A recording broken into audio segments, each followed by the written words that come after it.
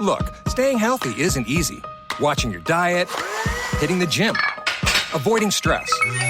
But a good night's rest helps boost your overall health and wellness. And it couldn't be easier. The new Sleep Number 360 Smart Bed is the only bed that effortlessly adjusts and responds to both of you. The result? You wake up ready for anything. Proven quality sleep is life-changing sleep. And now, the new Queen Sleep Number 360 P5 Smart Bed is only $17.99. Save $600. Only for a limited time. To learn more, go to sleepnumber.com.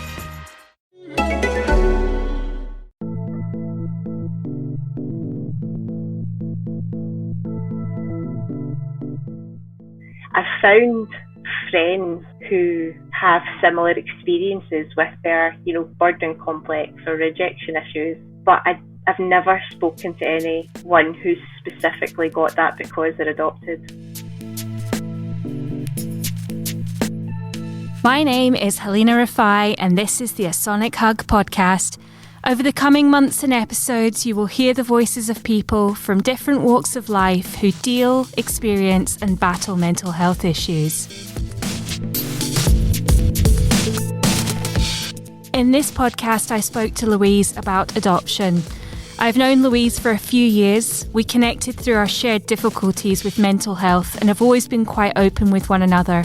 She kindly approached me to say how taboo the subject of adoption is and that she felt it was really important to talk about it and indeed her story. She articulates her experience admirably, and this is a fascinating insight. This is Louise's story.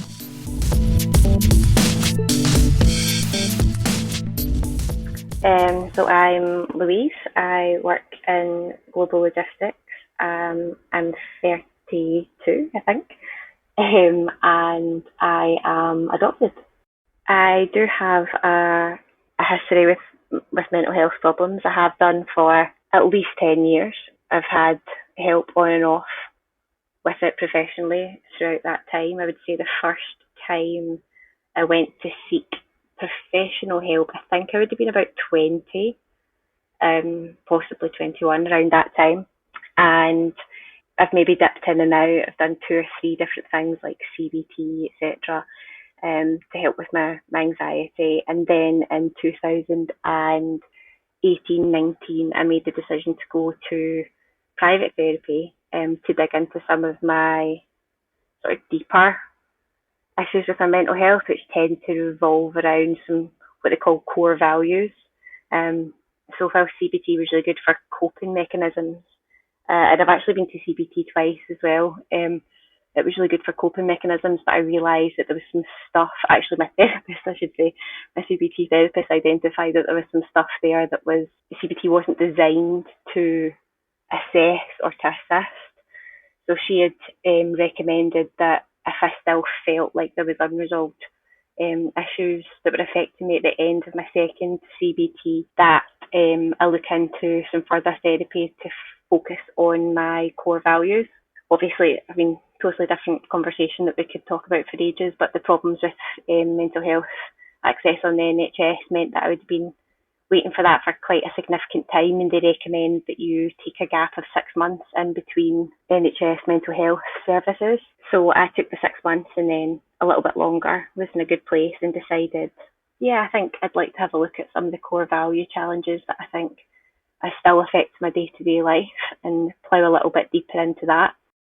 I've experienced a lot of different mental health symptoms. So let's start with where I've been diagnosed. I've been diagnosed with PTSD, with GAD, which is just general anxiety disorder, and with chronic depression. So they have fun dipping in and out at time to time, depending on what's going on in my life, and they come and go. But I've also had a couple of spells of, it's quite dark. I've actually not really told very many people about this, but like potential elements of mania, where there's been moments where things have happened or I've almost blacked out but been present, so I have no recollection of it, and my partner will be quite frightened on 2 occasions, and in a couple of days later they would say to me, oh man, like this is what you said or this is what you done, and a lot of it wasn't making sense. And to give one example of that, I use the word mania because that's what I've been told. I don't like that word. I think it can be quite an obstructive word. I think it can be unhelpful.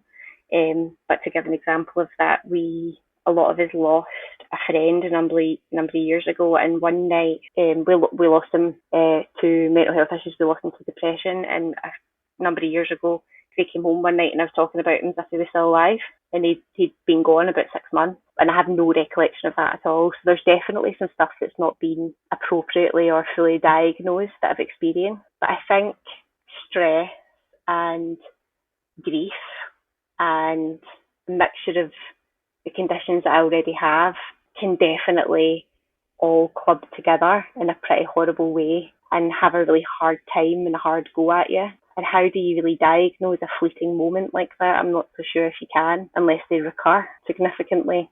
But yeah, certainly the things that I've been diagnosed with are the PTSD, the general anxiety disorder, and chronic depression. I've always known I'm adopted. I don't remember ever not knowing. And often people will ask me, when did you find out? What did they say? What happened? And I'm like, honestly, they told me so many times continually until I remembered that my actual memory of it is quite hilarious. Like, I remember we had this dining room thing in my mum and dad's house growing up that was meant to be a dining room, but it had a sofa and a TV in it. And I remember sitting on the sofa after school one day. It couldn't have been school, it must have been like playgroup or something, because I was 3 or 4, and I was watching like cartoons or something.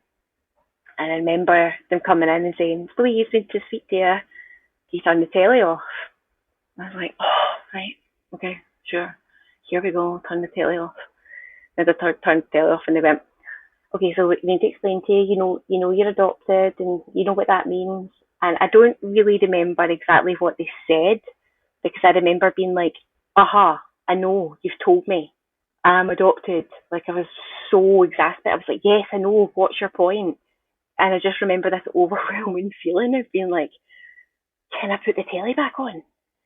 And I think that is absolute testament to the way my parents handled things, because it was so normalised to me at such a young age, that I was just like, "Why have you interrupted my cartoons for this? That's actually really rude."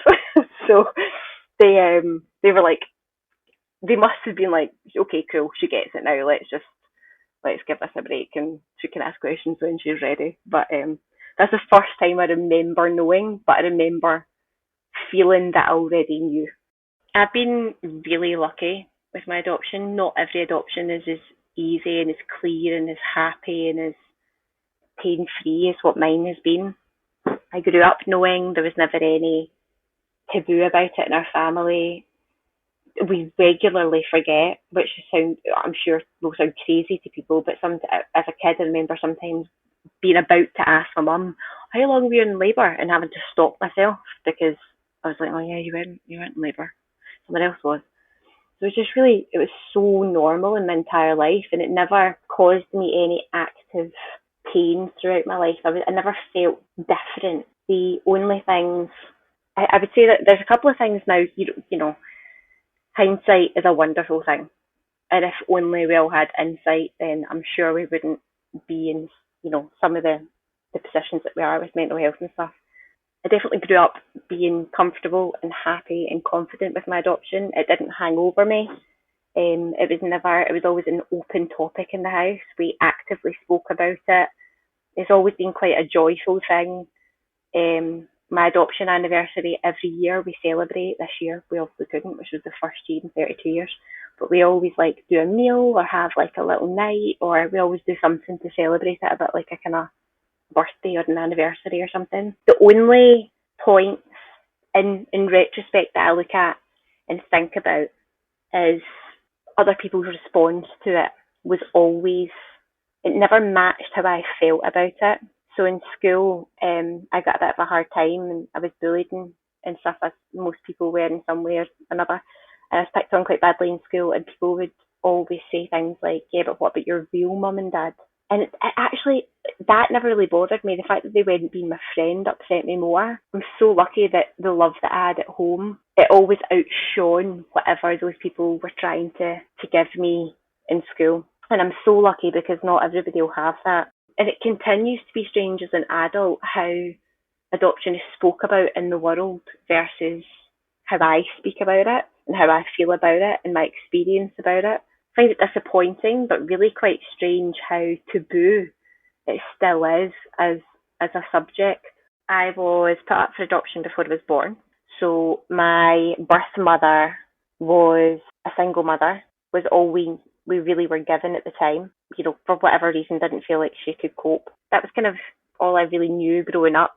I knew that she had a similar colour of hair to my mum, which was a really funny thing for the reps to like want to say, like, oh yeah, you kind of got the same colour of hair, which I thought was quite cute. But yeah, I was put up for adoption before I was born, so she knew when she was pregnant, I can't do this, I'm not equipped to do this, I need to make this call.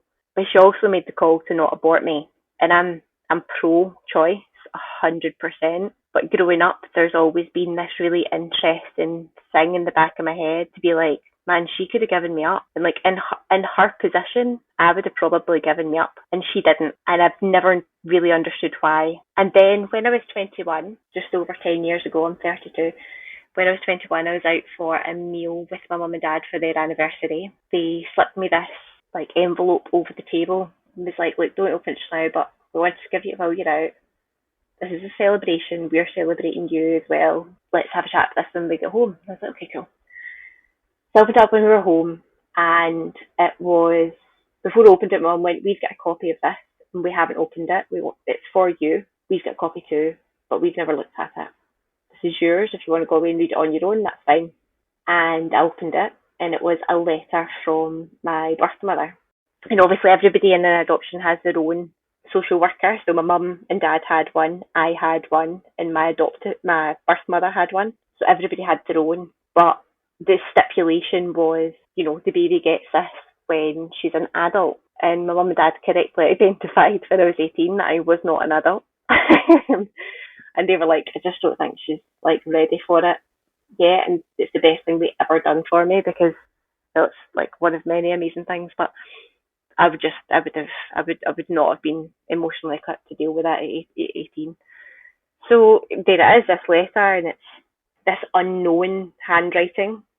Whether or not it's hers or if it's a social worker's, I've got no idea. And it said to, and it was my initial, my first name, like the name that I came with. So that was confirmation to my mum and dad that that name was given to me by my birth mother, because they never knew whether or not the nurses had named me that. I was in foster care, 2 different foster homes for a period, while mum and dad were waiting on getting me. So they were like, we don't know who's called her that. So seeing that written down, they were like, oh wow, it was her birth mother. And they'd always decided to keep that name in my name. So it's part of my middle name. They made the decision to keep it because it was part of my past, and they didn't want to shut me off from that. They wanted to kind of celebrate it, because, you know, as adopting parents, they're very grateful for her. Like, that's all I've ever known, is how grateful mum and dad are for her decision.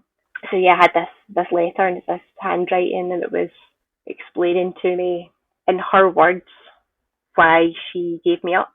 So it was weird. It was really weird. It was, she explained that she didn't want to have 2 babies to 2 different men, which told me that I had a half-sister, which was like an earthquake. I don't know what it's like now, but you get drip-fed a little bit of information so that the child has an element of identity. But they can't go into detail because of the legalities of it, because I might grow up and choose that I don't want to know, and my birth mother might want to sever that tie entirely for emotional reasons and mental health reasons. So you don't get very much information, but I had an inclination that there was a sibling or a half sibling there. But to see it written down saying couldn't have 2 kids to 2 different men, which must be a religious thing, and there was other points in the letter that nodded to that. It told me my half-sister's name. I knew that she was older than me, obviously, because she was born before me. So it was a really strange experience. And then she kind of described briefly my birth father. I very much get the impression that might have been a fleeting interaction, shall we say. Definitely think I was maybe not a one-night stand, but a bit of a fling. And even if it was a one-night stand, you do you, hen. And nobody had ever really spoken about him before. We didn't know anything about him. So some of the things that she described him as, I was like, that kind of sounds a bit like me. I feel like I've probably got a little bit more of his colouring and stuff in me than her from her description. And then she signed it off with her name, which was really weird. I was like a bit gobsmacked. It was almost like emotionless, like I just didn't know what to feel. And in the brackets, she put your mother, close bracket. And I remember at that point just feeling so angry because she wasn't my mum. She isn't my mum. She gave birth to me, and I feel so conflicted about the fact that that woman is my mother. Everyone always says, "Oh, do you hate them? Do you blame them?" And I'm like, no, I feel so sorry for her because she must have had such a hard time with things. But in that brief moment, I just felt so angry, and I didn't know if I was angry at her for writing it. I didn't know if I was angry at her for saying your mother. I didn't know if I was angry at mum and dad for giving me the letter. I just felt, or if I was like embarrassed, or like I was just like, oh my gosh, get this all away from me. And then years later, when I was working through it, the timeline here is probably pretty important. That happened when I was 21. I got that letter. As I've said, I've been out and out of therapy for different things throughout my life, potentially all linked. I don't know. No doctor's ever told me that, and I'm not 100% sure myself.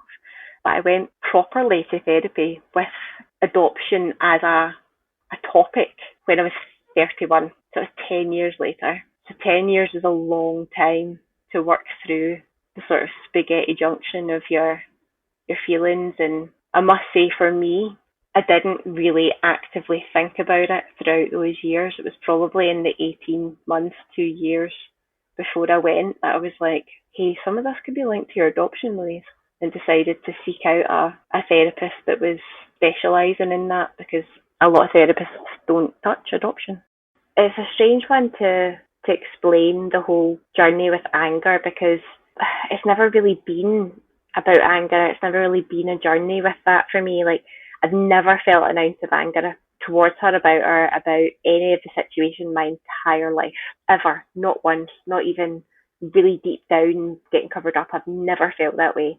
I've had the best childhood. I only ever get emotional talking about adoption when I talk about how much I love my family. Like, we are so close. They're just everything to me. I never get emotional because I'm sad. I always get emotional because I love them. But the anger thing caught me out.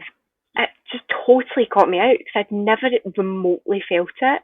But there must have been something way down that even consciously I couldn't access. To go back to when I was in CBT, the therapist there, she'd helped me identify that I had a real burden complex. I've got this massive fear of being a problem to people. I'm constantly like, are you okay? Is everything all right? Like, oh, I'm so sorry. What are you sorry for? Oh, I don't know. I'm sorry. Like, it must be so annoying. I need constant reassurance. Like, just don't stop apologising. It must exhaust everybody around me.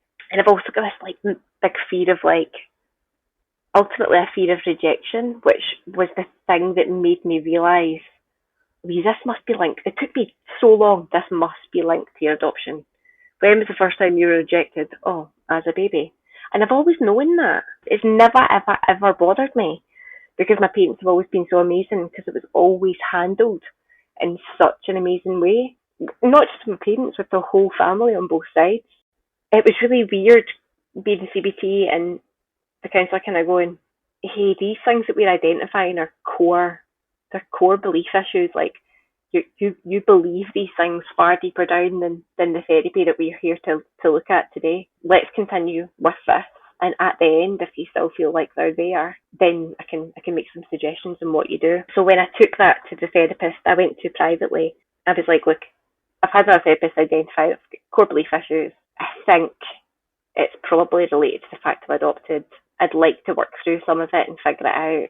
It was quite difficult to find a therapist that can do that. I found it there's like a therapist database thing in Scotland. I can't remember the name of it, which is terrible, but if anybody needs it, I can obviously tell them. And it gives you lists of what they offer in terms of their ability, and one of it's like family issues, and there's another bit that's like family issues and adoption. So I filtered it all out to find people that were, trained to do that stuff, because it's quite specific. Contacted two, and they were like, Oh, it says that on my profile. It shouldn't say that. I'll change that. I'm really sorry. I'm not qualified to deal with adoption. That was the first one. The second one said, you're right, it does say that on my profile and I am qualified, but I haven't done that in so long that I would quite like to hone my skills before I took it back on, which I really respected. But I do know somebody, so let me put you in touch. So she put me in touch, and that was cool. When I was going through it with that therapist and talking about the anger side of things, she sort of identified that there was some other stuff as well. I've always had pretty huge challenges and problems with grief, and we worked through some of that. Like I say, I was there once a week for about 6 months, so there's a lot to talk through. She tied together my problem with grief with my adoption, and we shouldn't tie it together. She kind of allows you to tie it together, and I probably have a real issue with grief because I've never really grieved for me and what I lost on a subconscious level. So even before you are capable of thoughts and feelings and emotions as a tiny newborn baby, you still get, it's almost like subliminal or subconscious emotions where even though you aren't aware that you're taking things in and bringing them inside of you and taking them in, like there's a process that you go through. And me as a child probably realised somewhere really deep down that I was being rejected. And I don't have any emotional attachment to that sentence. I don't actively sit here today feeling like a rejected person, but I sit here today as somebody who has a problem with rejection. So I obviously have learned something or ingested something in my early years, my undeveloped years, that I've taken forward into my adult life. Having the birthing complex and the fear of rejection, I mean, it's definitely, I've carried it through my entire life and I've just not realised. I've always found friendship quite difficult. I find them quite tiring. Oh, my friends are going to be like, thanks, Louise. I find them quite tiring. I find them quite exhausting. I find them hard work. I often find them imbalanced. I find myself, sometimes I set myself up for failure with them. Romantic relationships too, to an extent. I think your expectations are always different in romantic ones. Like for me anyway, I expect more from my friends because it's for me, you're signing up to a friendship and you're going to be there, right? Like, let's be friends. Whereas a romantic friendship, romantic relationship, you're kind of like, you're testing the boundaries, you're treading water a little bit until you know each other. Like a friendship to me has always been really a sacred thing.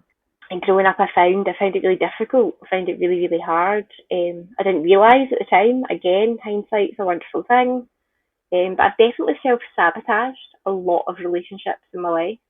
I've had to work through a lot of that in my current relationship, my partner now. Like I've worked with him on this, which is the first time that I've been able to do that with a partner. Even with my best friend, if we're going through a hard time, we'll call each other out, we'll talk about it, almost like you would have to with a romantic partner. And that's what works for me because I do carry these issues through into my life. I work on them constantly and try and better myself and take care of them and protect myself and be better versions of myself and whatever. But the reality is I was born into this world with these issues. Like that was my experience. Am I ever going to be in a place that I'm going to completely trust other people? I don't know, probably not. No, I'm quite a protective person that way, so relationships have been hard. And even my relationship with my parents, I've got the confidence now more than what I've ever had to challenge people when I feel like they've done me a misservice. Like I used to always I was a bit of a pushover for a while with stuff, and people who know me in the last like 10 years are probably like, absolutely not, no way. But yeah, like I used to be this little quiet, fearsome, like I was terrified of everything for a long time. Didn't want to say boo to a ghost, and had this really false bravado over me. But as now I'm just like, do you know what, this is who I am, this is the problems that I have, these are the challenges that I face, this is how they affect me, and here's the coping strategies that I've got, and therefore this is what I need from a friend, from a partner, from a colleague, from a boss. Is that okay? Because if not, no problem, let's shake hands and leave. And I've become almost quite, like, it's such an easy process for me now because I've worked so hard to hone it. There's no doubt that experiencing rejection from the day that you were born, definitely. Like, there's no way of not carrying that through into your adulthood. There's just not. I know about 5 people, I think, that are adopted. 4, 5, 6, something like that. And this all ties back into what I think is a huge problem, which is the overall taboo of the subject. Like, thank God we're getting ourselves to a place that we could talk about mental health. Thank God we're getting ourselves to a place where women's rights and the ability to choose their own right for their body and abortion and stuff is like, that's our decision. Thank God we're getting there. But we still don't talk about adoption. And we don't talk about it to people who are thinking about adopting. We don't talk about it to people who have been adopted. And the worst thing is that people who have been adopted don't really talk about it amongst each other. Out of the 5 or 6 people I know, and it isn't even, like, these are not people that I'm close to, like, one's an ex-customer, one's an ex-colleague, one's an acquaintance, one's a girl I went to school with. Like, these are not people that are in my phone book. Overall, they're people that are sort of in the fringe of my life. But we've never ever, there's no community. There's no community to access. When I was looking into it before, just as I was thinking about going to therapy specifically for it, I was looking online for resources and, nothing. There's nothing. There's loads for people who want to adopt and stuff. That's great. That's the way it should be. There should be loads of information there. I'm sure it's like a minefield, but there's still information available. Whereas if you Google things like mental health adoption, it talks about, do you have to have really good, provable mental health in order to adopt a child? And you can be in like page 6 of Google and there's still hardly nothing on, does being adopted affect your mental health? And I've worked really hard to look into that. And yeah, the science is there. It's definitely not been looked into enough, in my opinion. But the science is there to say that you're more likely to have mental health issues if you've been adopted. Well, a better way to put that would probably be, if you've been adopted, the science shows that you're probably in the higher proportion of people who do. But there's no community. You don't have a chat with somebody and go, oh, do you think, like, oh, I think that too. I've found friends who have similar experiences with their, burden complex or rejection issues, but I've never spoken to anyone who's specifically got that because they're adopted. And it gives me the fear. It is being suffocated so much in adopted people that we don't realise that, yeah, you're going to feel a wee bit different about a lot of stuff, and you've got every right to, because you've been through a little bit different stuff. So let's have a chat about why your tapestry is a little bit different to the next guy's. I probably wouldn't say much different to my younger self, and that puts me in an immense position of privilege. I would say you're right, it's totally normal, and it's actually pretty cool, because it makes you a wee bit different, and there's nothing wrong with being a wee bit different. And you'll learn that as you get older. And I would say future you is heaps more empathetic and understanding than what you would be if you didn't understand this. I definitely would encourage younger me that I have a greater understanding of the nuances of family. The only thing I would probably warn is that the world still isn't fully equipped to help. The help and the assistance and the care to really understand yourself, it actually still isn't there. So adopted people, they miss so much of their own sort of personal DNA. They don't have, for the most part, some don't have any name, but for the most part, they don't have a surname. They don't have a family history, medically, geographically, emotionally. They don't know any of those things about themselves. And I've certainly found myself grasp onto my family's history with far more gumption than what, in my opinion and in my experience, more than what a non-adopted person does. So my family are historically from Skye and Tiree, and I am like so unbelievably emotionally invested in that, because, and it's only recently that I've realised, well, yeah, because it gives me history, it gives me a story. I can be part of a story. I can look down a family history. I can create a family tree and go, cool, that's where I'm from. Even though biologically I'm not, that's my family.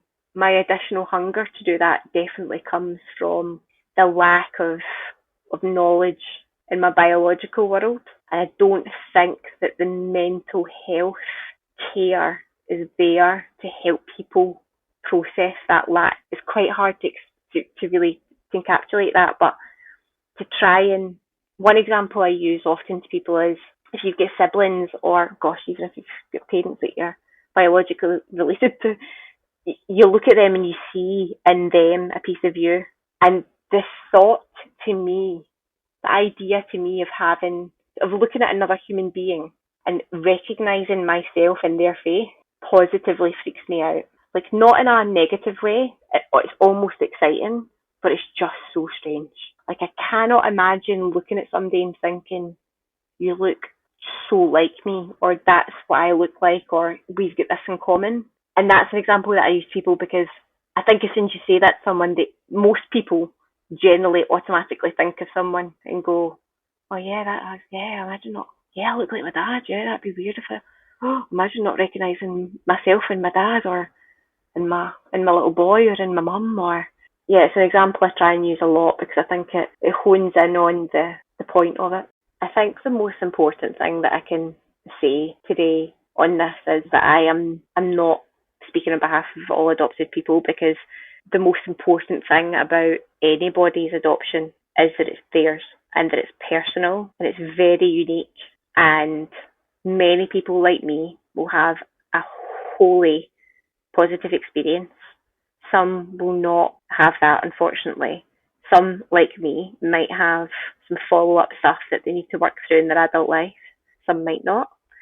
Everything is so unique, and that's the way it should be. I think the most important thing is the power of personalisation in it. You're dealing with, whether it's a baby, whether it's an adult that's dealing with it, you're dealing with, or yourself, or a potential, somebody that's not even alive yet, maybe that's not even born yet.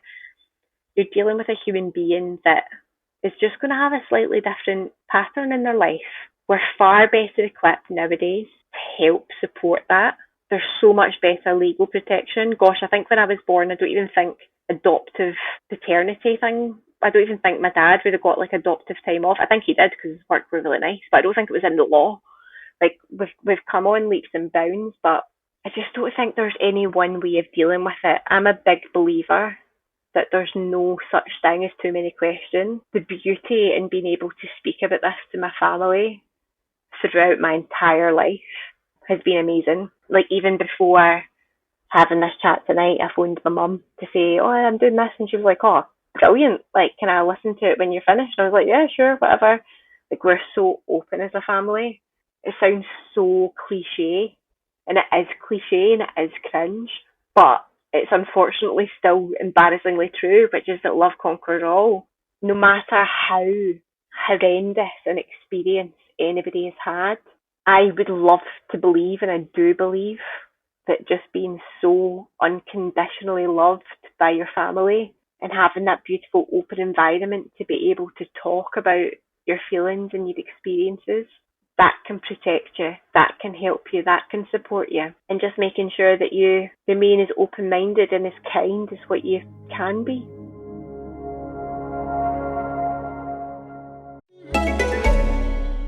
Remember more, improve your focus, and multitask better. Hum is a brain sharpener that helps you do all three. Hum's wearable boosts your working memory and will be available in late 2021. Sign up to be notified when Hum launches and to learn more about the science behind Hum at thinkhum.com. That's thinkhum.com. Hum is designed for healthy adults and should not be used if you're pregnant, have cognitive impairment, implanted devices, or a history of seizures. The Hum patch is not intended to diagnose, treat, cure, or prevent disease. To learn more, go to thinkhum.com. Look, staying healthy isn't easy. Watching your diet, hitting the gym, avoiding stress. But a good night's rest helps boost your overall health and wellness. And it couldn't be easier. The new Sleep Number 360 Smart Bed is the only bed that effortlessly adjusts and responds to both of you. The result? You wake up ready for anything. Proven quality sleep is life-changing sleep. And now, the new Queen Sleep Number 360 P5 Smart Bed is only $17.99. Save $600. Only for a limited time. To learn more, go to sleepnumber.com. That was Louise's story. The last time that Louise and I spoke about mental health was over a drink in Glasgow city centre some time back. I was struggling, as was she, and it was a relief to be able to speak to someone so openly without judgment. She had mentioned her adoption previously, but if I'm honest, I didn't think much about it as she's always been so vocal about how much she loves her family, and you can feel the closeness from them. It wasn't until we sat down to have this call that I came away feeling extremely emotional, as I felt that what she had to say was so powerful when it comes to our place in this world, how we are born into it, and our legacy. As someone who knows both my parents, with Louise's story and like many others, it isn't until you hear their full accounts that the light bulbs start to flicker and illuminate up a new world of realisation. When she talks about starting to understand her mental health difficulties and the possibilities of something deep down being there that she couldn't consciously access will resonate with many of us who have navigated a difficult path when it comes to mental health. However, to have that applied to your life while still trying to understand where you came from, who brought you into this world and where your roots formed places another barrier when trying to seek further comprehension. The strong themes of a burden complex and fears of rejection are so prevalent here.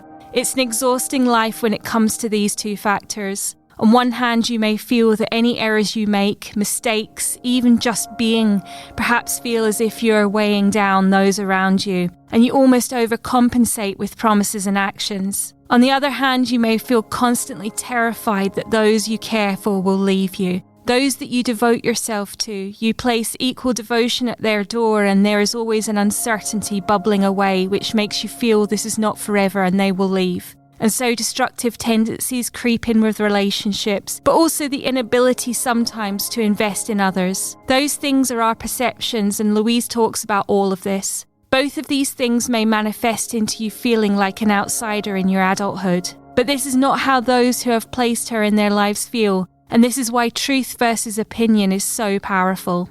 Louise talks about grief, and this is the second person in this series to describe grief in a way that doesn't necessarily mean the physical death of a person. Here it's about her adoption and her feelings of processing the rejection. That has travelled with her throughout life, and she talks about being able to have a greater understanding now about what she wants and can give in a relationship. It does make me wonder constantly, how can we let those who enter our lives know honestly the struggles we have had and how to mould those relationships around those things? It feels almost impossible. Our characters and lived experiences are also wildly different that we don't necessarily fit together. The one constant, however, is education and kindness, and we need to show more of that. I'm so thankful to Louise for being so open about the letter she received from her birth mother. I think many of us can respect the immediate feeling of anger given the sign-off. I do, however, extend tremendous respect to her adopting family for continuing factors of this as a positive, and as she says a few times, a celebration. The overwhelming feelings of love that come through as she speaks about them shows the thanks they have for Louise entering their lives. The empathy and understanding that Louise now offers is clear, and that is a regular theme for those who have lived experiences which test us to the core.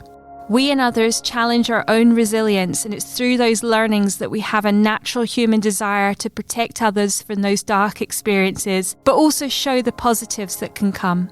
As I mentioned earlier, I got quite emotional with Louise. I felt a sense of guilt afterwards, but I think I was so overwhelmed by how much I took for granted, knowing things like my surname, knowing where my parents were born and their trees, even knowing where I came from. But that's what makes this story and Louise so special.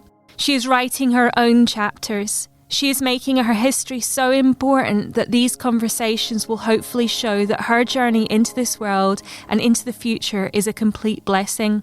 The toll on her mental health cannot be ignored, and her discussion around the importance of therapy has to be taken note of. It must also be improved when it comes to this subject and its taboos. But as Louise says, everyone's story is unique, and so is she. Love has indeed conquered all when it comes to her adoptive family, and she has become a signature thread in their tapestry.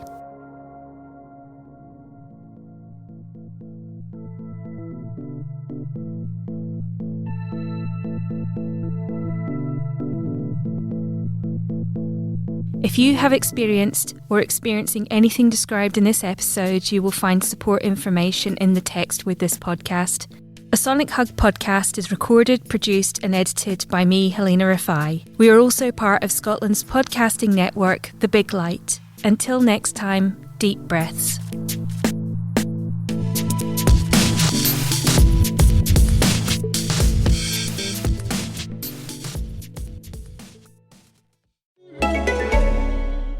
Remember more, improve your focus, and multitask better. Hum is a brain sharpener that helps you do all three. Hum's wearable boosts your working memory and will be available in late 2021. Sign up to be notified when Hum launches and to learn more about the science behind Hum at thinkhum.com. That's thinkhum.com. Hum is designed for healthy adults and should not be used if you're pregnant, have cognitive impairment, implanted devices, or a history of seizures. The Hum patch is not intended to diagnose, treat, cure, or prevent disease. To learn more, go to thinkhum.com.